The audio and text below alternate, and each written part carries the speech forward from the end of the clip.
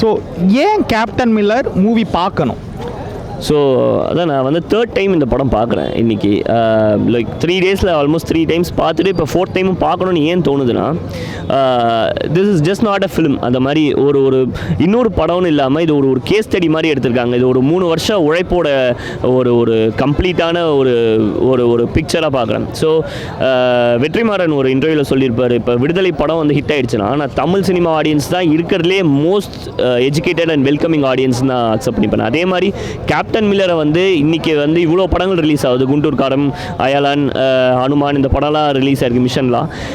Captain மில்லரை வந்து ஒரு welcome பண்ணி அதை ஒரு சக்ஸஸ் ஆக்க வைக்கிறாங்கன்னா, cinema is just not an entertainment for Tamil cinema ஆடியன்ஸுங்கிற மாதிரி ஒரு கருத்து. ஆனால் ஜஸ்ட் என்டர்டைன்மெண்ட்டாக மூவி பார்க்குறாங்க மக்கள், வரக்கூடிய மக்கள் வந்து ஸோ மெனி என்டர்டைன்மெண்ட் பீப்புள். நான் என்டர்டைன்மெண்ட்டாக படத்துக்கு வரேன், ஏன் வந்து எனக்கு ப்ரீரேட் ஃபிலிம் நான் பார்க்கணும்? அதான் லைக் நீங்கள் எந்த இதில் இருக்கீங்கிறத பொறுத்து தான். லைக் 70% ஆஃப் த ஆடியன்ஸ் நீங்கள் சொல்கிற மாதிரி கண்டிப்பாக மூவிங்கிறதே எனக்கு ஒரு 3 hours என்டர்டைன்மெண்ட், நான் வீட்டிலேருந்து வேலைலாம் முடிச்சு. பட் அந்த பாக்கி 30% ஆஃப் த ஆடியன்ஸ்க்கு வந்துட்டு லைக் சினிமாங்கிறதே வந்து ஒரு என்டர்டைன்மெண்ட் தாண்டி இருக்கிற ஒரு மீடியம் தான். நிறைய பேர் இப்போ சின்ன சின்ன ஆடியன்ஸ்லாம் வந்து ஃப்ரேம்ஸ் பற்றி பேசுகிறாங்க, ஷார்ட் டிவிஷன்ஸுக்குறாங்க, எல்லாருமே இப்போ தேர் ஓன் கிரிட்டிக் ஆகிட்டாங்க. So like it's just not more about entertainment தான் நான் பார்க்குறேன். இந்த 2024 கண்டிப்பாக சினிமா இஸ் லாட் மோர்.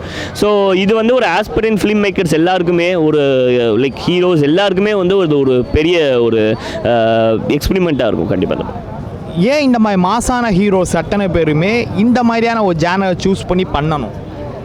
கண்டிப்பாக இது வந்து மாசான ஹீரோஸ் யாருமே இந்த மாதிரி ஜானர் சூஸ் பண்ண மாட்டாங்கன்னு சொல்கிறேன். ஏன்னா நீங்கள் பார்த்தீங்கன்னா இப்போ விஜய் சாரோ, அஜித் சாரோ, ரஜினி சாரோ அவங்களுக்கு வந்து லைக் கண்டிப்பாக ஒரு டேரக்டருக்கான படத்தில் அவங்க கம்ப்ளீட்டாக போய் சரண்டர் ஆகி நடிக்கிறது வந்து it's not at all possible. அவங்களுக்குன்னு ஒரு ஃபேன் பேஸ் இருக்குது, அவங்களோட எலிமெண்ட்ஸ் இருந்தால் தான் அந்த படம் ஓடும். பட் இதில் கம்ப்ளீட்டாக தனுஷ் சாரோட படமே கிடையாது. தனுஷ் நினச்சானா ஒரு மாதிரியோ வடச்சென்னை மாதிரியோ அப்படியே ஒரு ஜாலியான படம் பண்ணிட்டு போயிடலாம். பட் இந்த படம் கம்ப்ளீட்டாக அவர் உழைப்பு கொடுத்துருக்காரு. அண்ட் இது 100% ஒரு அருண் மாதேஸ்வரனோட படம்.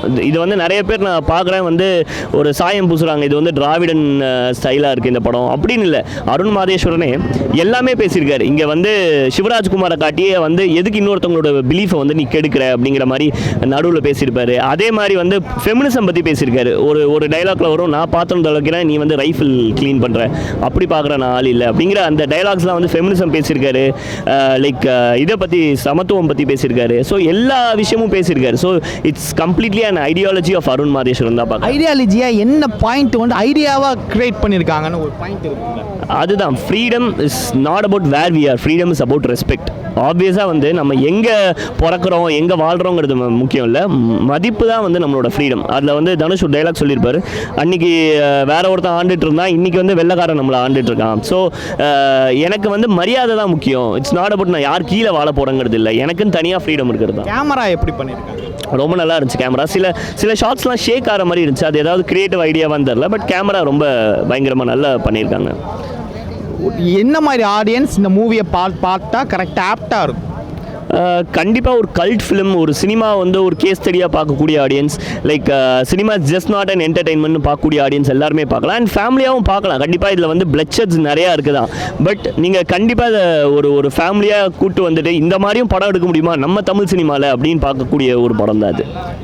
ஹீரோயினோட போர்ஷன்ஸ் எப்படி இருக்குது? ஏன்னா அவங்க கம்மியாக வராங்கன்னு சொல்கிறாங்க. அவங்களோட போர்ஷன்ஸ் எப்படி இருக்குது? ஹீரோயினோட போர்ஷன்ஸ் வந்து பிரியங்கா மோகன் டீசெண்டாக பண்ணியிருக்காங்க. அவங்க பழைய 3 படம் டான், டாக்டர் அண்ட் ஈட்டியை விட பெட்டராக பர்ஃபார்மன்ஸ் கொடுத்துருக்காங்க. பட் எனக்கு என்ன தோணுச்சுன்னா, சாணி காகிதமோட அந்த பொன்னி கேரக்டரோட எக்ஸ்டென்ஷன் மாதிரியே இது இருந்துச்சு அந்த பெயின்லாம். ஸோ கீர்த்தி சுரேஷே இதில் இருந்திருந்தால் ஒரு பெட்டர் ஃபிட்டாக இருந்திருக்குமோன்னு தோணுச்சு. அவங்களோட பெர்ஃபார்மன்ஸ் எப்படி? நான் பெர்ஃபார்மன்ஸ் பற்றி நல்லா பண்ணியிருந்தாங்க. டுவர்ட்ஸ் செகண்ட் ஆஃப் ஒரு சீனில் வந்து ஷூட் பண்ணும்போது ஒரு நல்ல எமோஷன் கொடுத்துருந்தாங்க. ஒரு துர்கை அம்மன் மாதிரி ஒரு கண்ணெல்லாம் அப்படியே வச்சுட்டு ஒரு சாரி கட்டு ஒரு ஃப்ரேமில் இருக்காங்க. ரொம்ப நல்லா இருந்துச்சு அது. லாஸ்ட்டு ஃபைனலாக இந்த படத்துக்கு ரேட்டிங்னா நீங்கள் என்ன கொடுப்பீங்க? 5க்கு நான் ஒரு 4 கொடுப்பேன் கண்டிப்பாக. For Dhanush, Arun Matheswaran and GV Prakash. Genuine minus, அதாவது மைனஸ்னு சொல்ல முடியாது, இதெல்லாம் இருந்திருக்கலாமே, இன்னும் கொஞ்சம் பெட்டராக இருந்திருக்கும், இன்னும் கொஞ்சம் ஒரு கிளாஸாக இருந்திருக்கும். ஸோ இந்த படத்தை வந்து நான் கிரிட்டிசைஸ் பண்ணுற அளவுக்கு நான் ஒரு பெரிய ஃபிலிம் ஒப்பீனியன், அதாவது criticise is not for criticise. படத்தை வந்து உங்களுடைய மேஜர் ஒப்பீனியன் தான் சொல். கொஞ்சம் டுவர்ட்ஸ் த ஃபஸ்ட் ஹாஃப் வந்து இருக்கிற ஸ்க்ரீன் ப்ளே வந்து இன்னும் கொஞ்சம் எங்கேஜிங்காக இருந்திருக்கலாம். அண்ட் அந்த மிலிட்ரி போர்ஷன்ஸில் வந்து எப்படி வந்து ஒரு மில்லர் வந்து எப்படி அந்த கன் ஷூட்டிங்ஸ் இந்த சீன்ஸ்லாம் வந்து இன்னும் பெட்டராக வச்சிருக்கலாம். லைக் சந்தீப் கிஷனுக்கும் ஆகட்டும் அண்ட் சிவராஜ்குமாருக்கும் பெட்டர் போர்ஷன்ஸ் வச்சிருக்கலாங்கிறது என்னோட ஒரு ஒப்பீனியனாக இருக்கும். லாஸ்ட்டு ரிவ்யூ பார்த்து வந்தீங்களா இல்லை ரிவ்யூ பார்க்காம வந்துட்டீங்களா?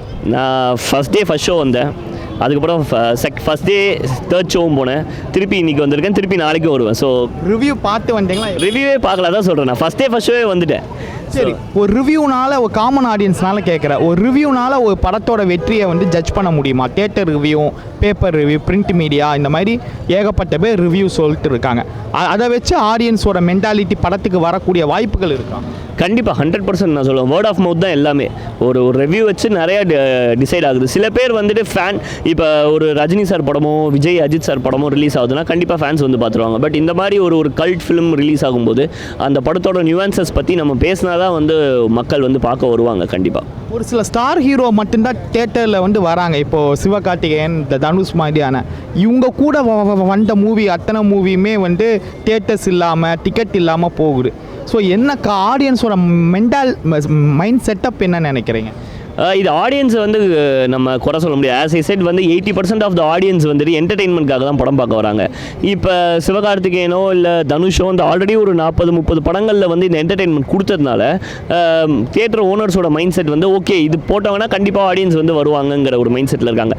அதை தாண்டி வந்து இப்போ மிஷன்கிற படம், ஹனுமான் ஒரு படம் வந்து ஒரு நியூ ஃபேஸ் வச்சு தான் பண்ணியிருக்காங்க. ரொம்ப பயங்கரமாக ஓடிட்டுருக்கு அக்ராஸ் குளோபல்.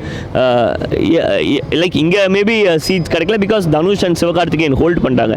இது ஆப்வியஸ் தான், இது நடந்துக்கிட்டே தான் இருக்கும். பட் நிறையா மாறுது. நீங்கள் பார்த்தீங்கன்னா இப்போவுமே வந்து ஒரு விஜய் சார் ஒரு அஜித் சார் பண்ணக்கூடிய ஸ்க்ரீன்ஸில் வேறு ஏதாவது நல்ல படம் வந்தால் அதை தூக்கிட்டு போகிறதுக்கு ரெடியாக தான் இருக்காங்க. ரீரிலீசஸ் பார்த்தீங்கனாலே அதுவே ஒரு பெரிய எக்ஸாம்பிள் தான். கல்ட் ஃபிலிம்ஸ் இறக்குறாங்க இனிமேல். So this is more of like ஸ்டார்டமை தாண்டி நல்ல படங்களை என்கரேஜ் பண்ணுறாங்க சென்னையில்.